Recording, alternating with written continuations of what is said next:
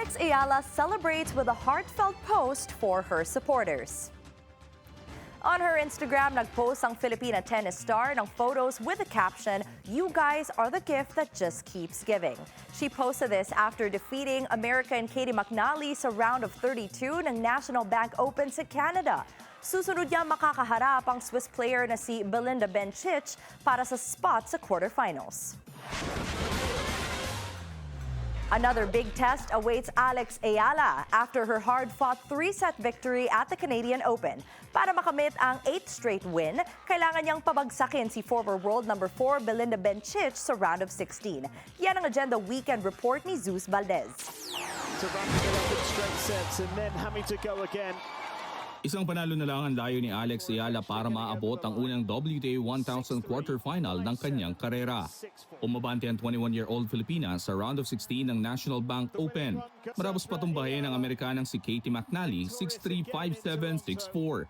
Ito na ang ikapitong sunod na panalo ni Ayala, ang pinakamahabang winning streak sa kanyang professional career. Pero hindi naging madali ang kanyang pagpasok sa susunod na yugto.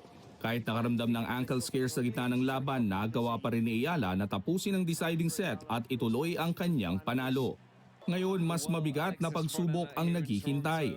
Makakaharap niya si Belinda Bencic, ang number 12 seed, dating world number 4, 2021 Tokyo Olympic gold medalist at 2015 Canadian Open champion.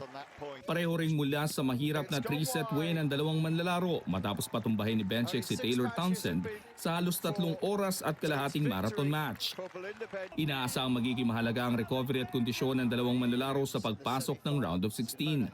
Kilala si Ayala sa kanyang agresibong baseline game at malalim na left-handed ground stroke, habang si Bencic naman ay kilala sa maagang pagkuha ng bola at kakayahang kontrolin ang daloy ng mga rally. Kung magtatagumpay si Ayala, hindi lang niya mapapahaba sa 8 sunod na panalo ang kanyang winning streak, maaabot din niya ang kauna-unahang WTA 1000 quarterfinal ng kanyang karera at madaragdagan pa ang makasaysayang season ng Filipina tennis sensation. Para sa Agenda Weekend, Zeus Valdez, Billionaire News Channel.